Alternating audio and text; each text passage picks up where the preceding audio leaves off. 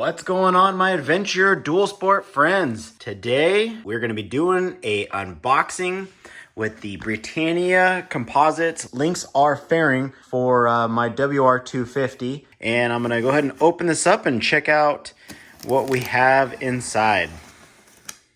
All right, at the top looks like I have the windshield. This is the sport windshield. I didn't do the touring or any of the others since mostly I'll be doing off-road and a little bit of road and highway. So I just stuck with the sport, which seems to look to do just fine for the job. Then we have instructions next up at the top. So we got some decals to work with to kind of make the bike our own for design on here that's supplied from Britannia. Okay, next. Looks like just packing. Ooh, the fun part. All right, here it is. I went with the white one. I think they have an option for black. I also added, it's an additional option you can do is having this black.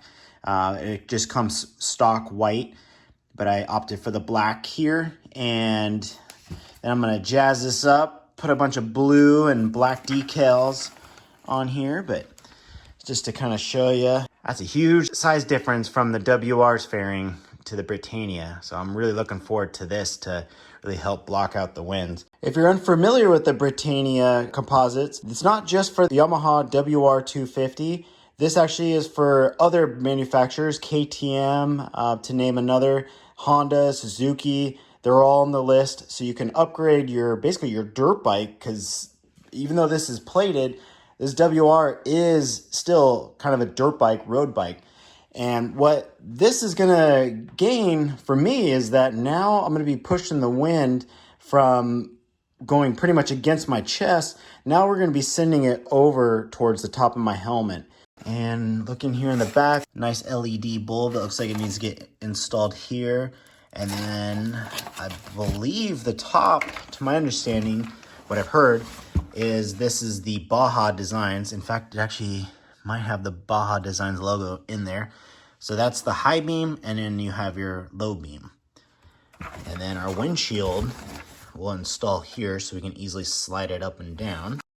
The fit and finish on this seems really well crafted. Just even the housing is metal for the light.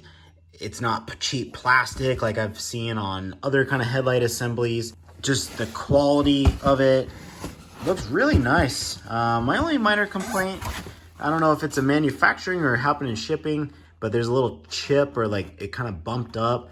Some of the edges, a little attention to detail could have been looked after, but you know, just everything else, it's kind of actually heavy. I think it's 3 pounds is what's gonna add to the bike, but it feels very well made and good quality. Now on my build, I decided to do the fuse box, and it looks like we have the fuse box in here, as well as, let's see, I also did the USB port.